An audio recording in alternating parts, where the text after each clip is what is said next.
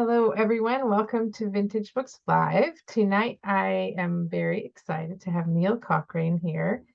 His book just came out last Tuesday, and I've been waiting it for quite a while because I got to read it over the summer, and I really loved it. So I'm very excited that it's finally here. So I usually start out with tell me the story of how this book came to be. Mhm. Um, and we could talk about that a little bit too, but I'm just really curious, why fairy tales? Mm, And for those who don't know yet, Neil's book, I guess I should probably have you hold up the book first, before I launch into like a specific question. And it's the story of the Hundred Promises, and it's loosely based on Beauty and the Beast, but there's actually a lot of fairy tales in it, really. mhm. Um, and I'm curious where that came from for you. I love fairy tales, so I'm always down for anything that has anything to do with fairy tales. But Mhm. I'm curious for other people, like where does that why fairy tales, and why did you feel like tying it to fairy tale feel was the right vehicle for this story? Yeah, so the thing I like about fairy tales and folk tales more broadly is that everyone has them. They are about as close to a universal as you can get when it comes to narrative. And obviously the ways that they get told vary from culture to culture. But it is such a common mechanism to establish culture via a simple tale like this with a clear direction, clear good and bad, all that kind of stuff. And I was also a child of the Disney Renaissance, which means Mhm. that I got Yeah. exposed to certain folk tales and fairy tales um, at a very young age through the Disneyfications of them. I think I was mentioning to somebody earlier, I was 2 years old when the Disney Beauty and the Beast came out, the 1991 version. Okay, now I feel old. So now everybody can do the math and figure out Yeah, how I'm old like, wait a minute. I am. But yeah, so it means that it was formative. It grew up with me. I was the mythology kid in elementary school too. I was the one who read all of the books in the mythology section of our library. And so that kind of story, that kind of like archetypal story, has always really appealed to me. And it went through all the way through college, where I had a professor who I actually was able to take a class called fantasy literature, which was really, really incredible. Loved that class.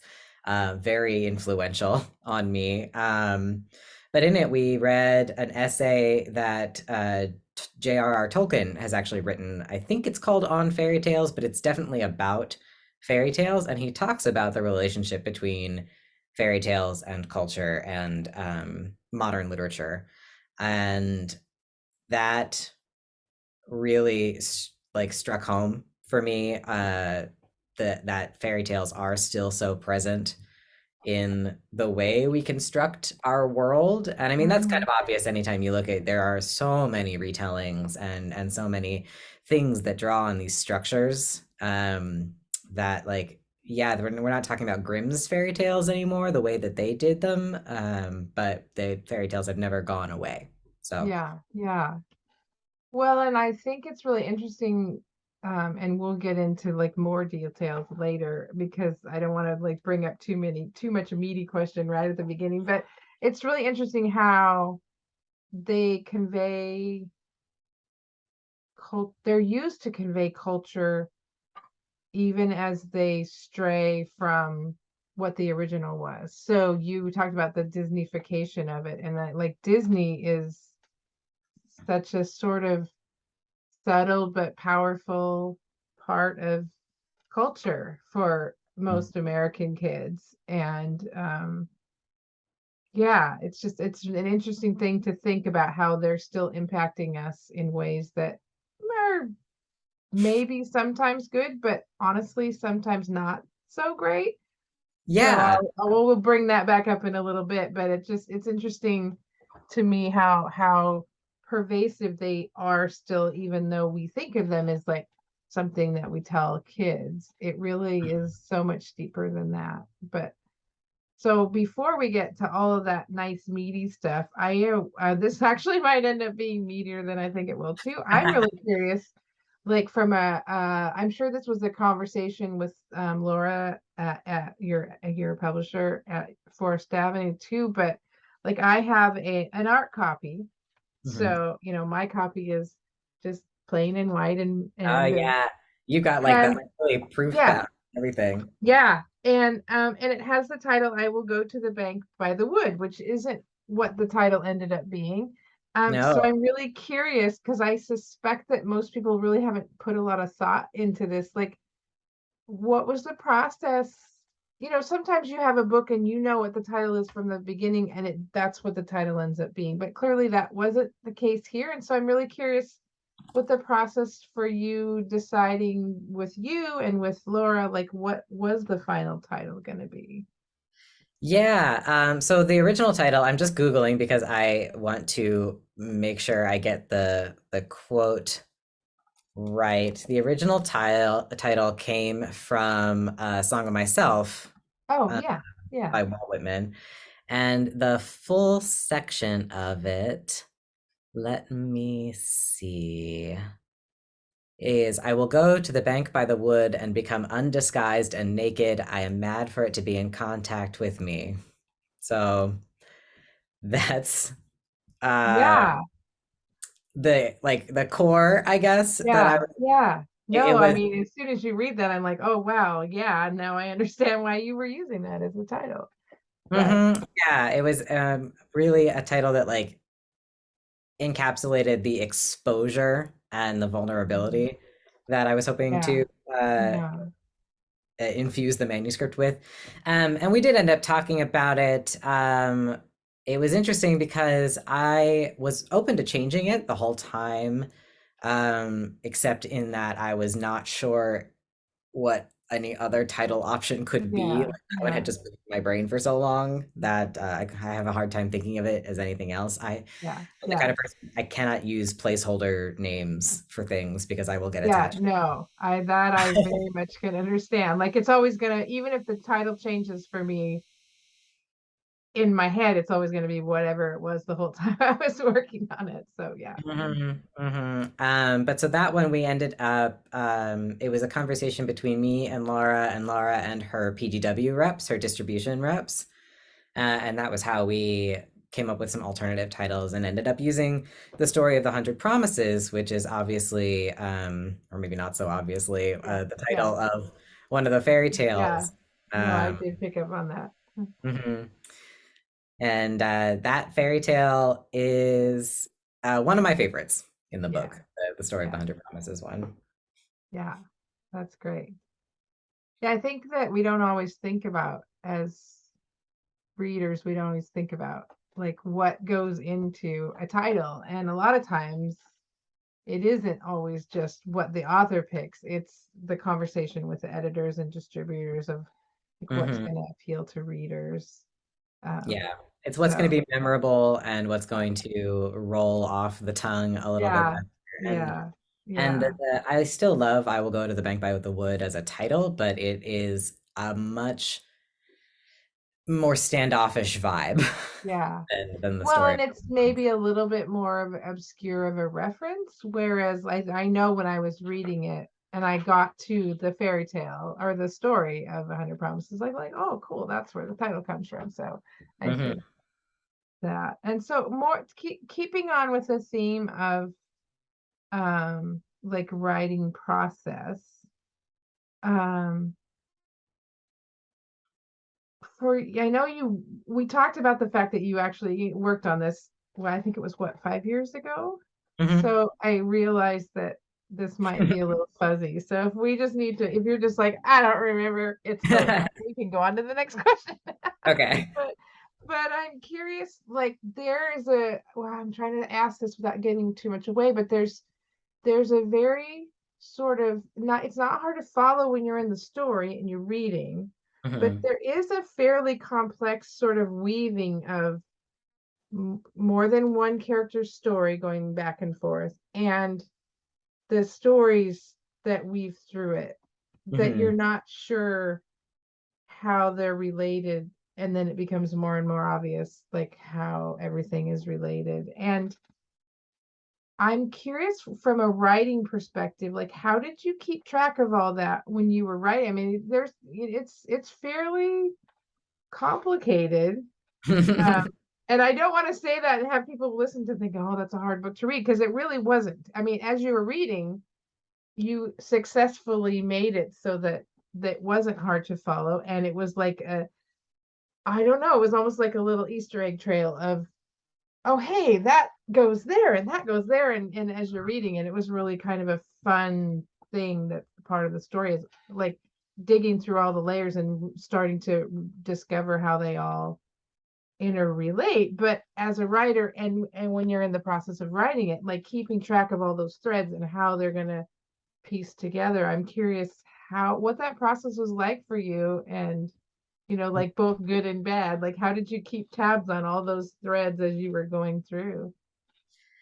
Um, to be honest, that's not something that I particularly struggle with. Sometimes when I have bigger casts to work with, I will do what I call a character morgue, Yeah, where I am keeping track of pertinent details of every character and their relationships and that kind of thing. In this case, my favorite part of writing stories like this is, I'll start writing and I write pretty linearly. I don't skip around a lot, which sometimes means my manuscripts go on hold for a very long time. But yeah, yeah, so I'm writing a scene like Dara on his first trip back to his home, and he runs into people, and often I will just throw in characters who I just need there for the scene.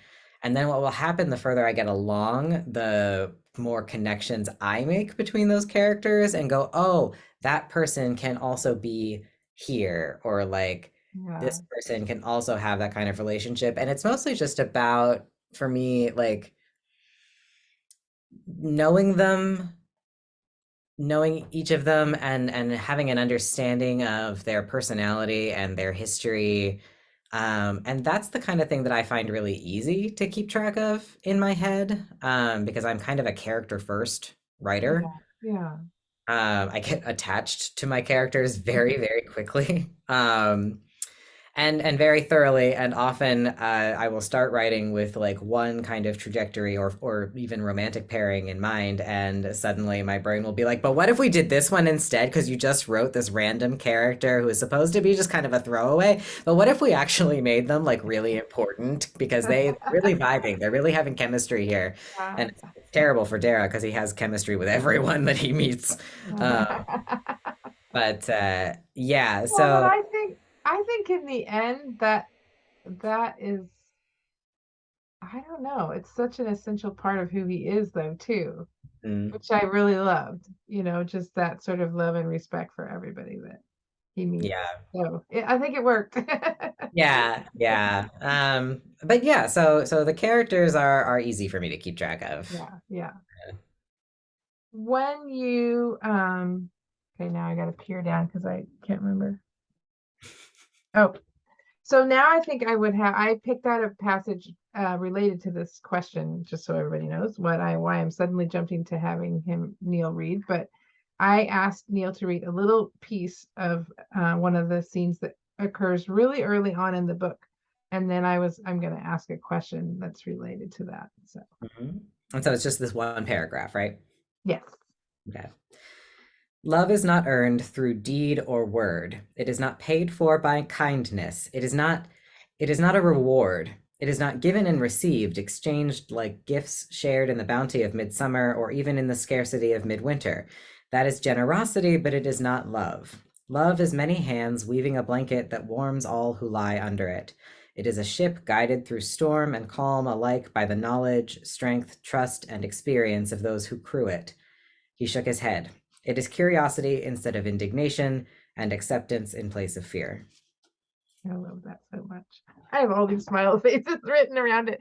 And I'm curious, so there is that's not in isolation. Like there's a lot of observation about love and friendship and just all the things, a lot of things that we just sort of like, oh yeah, okay, we know what that is. And that we never really talk about what is this really? And Hmm. I'm curious too. Same kind of question, I guess, as the previous one, but this time in relation to like the passages that are just really thoughtful about emotion and connection and that kind of thing. How much of that for you is just something that sort of emerges whole, and how much of that is very much sort of um, perfected in the editing process later? Um, Most of those pretty much came out in their final form. I am not particularly, at least I wouldn't characterize myself as a philosophical person. People who read this book might disagree. But, but I do think really deeply and often about things like love. I used to joke that I was trying to optimize myself. I think a lot of people with ADHD have this like, if I can just find the perfect routine, the perfect Yeah, oh yeah. layout, I don't know anybody just else who does that. yes, Just exactly. strike the right schedule. It will all come Yeah, if you can together just find the completely right wonderful. thing.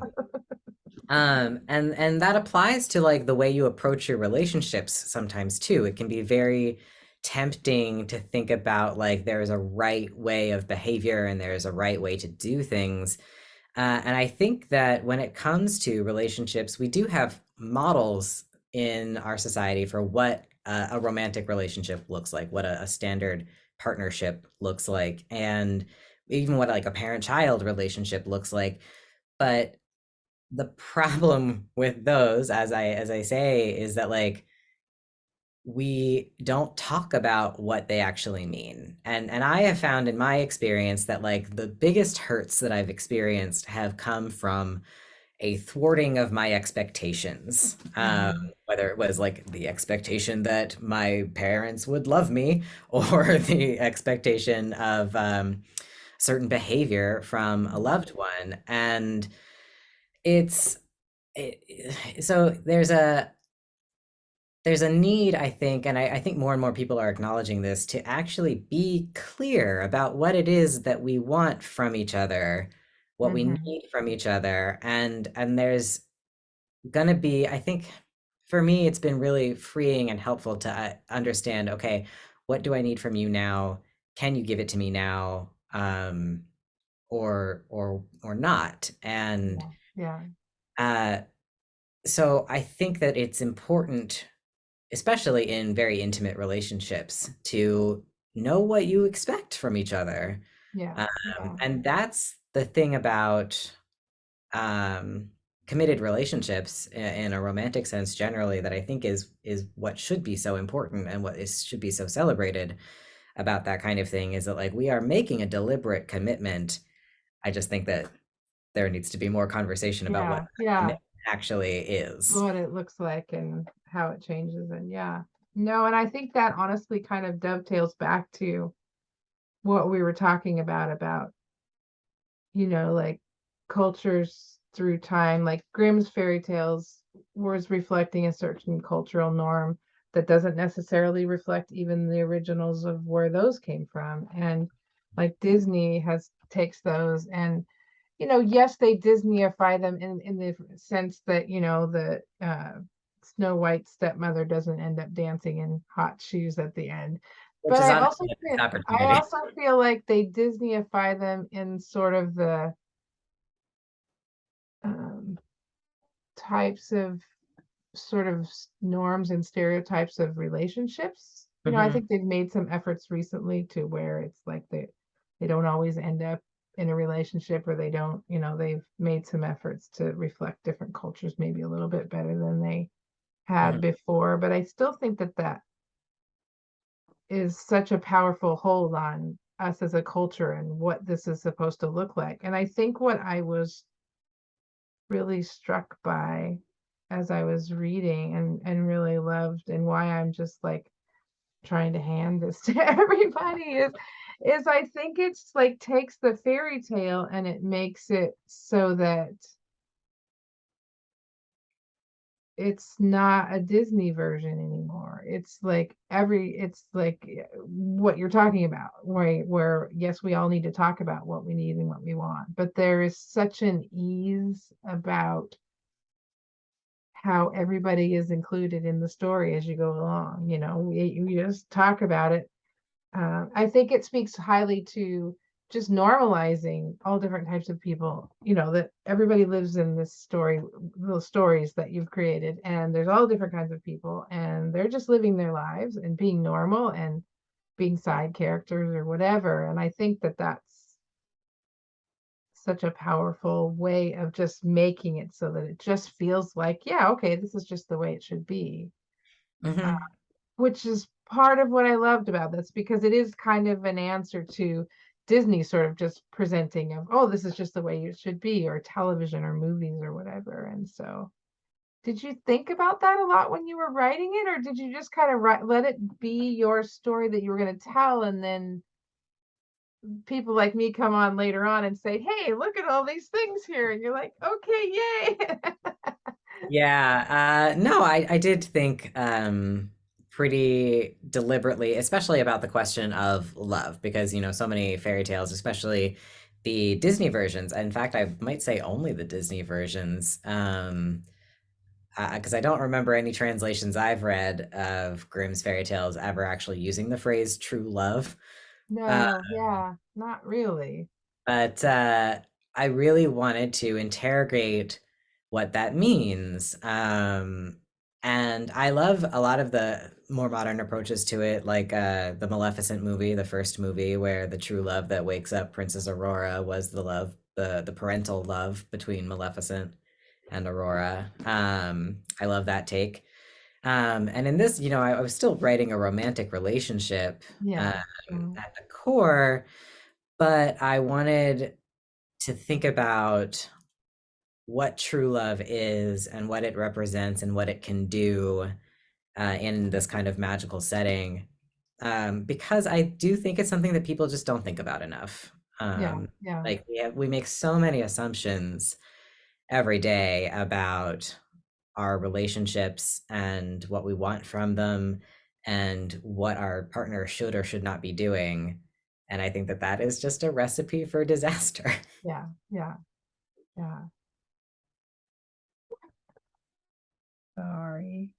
I have my computer glasses so I can see my screen, but then of course I can't see all the questions that I wrote, so I'm like peering down. So what do you hope? Um, I don't know, this question feels a little bit trite, but I guess ultimately it's not. What do you hope people take away from it? Like when you imagine, because I think once we send a book into the world, it doesn't completely belong to us anymore. Like everybody's going to read it and they're going to come to it from a different place. And so I guess when you think about this book in the world, like what do you hope that people pick up from what it's about? The most important thing that I think I want this book to put out into the world and share in this world is just like that it's okay to be thoughtful.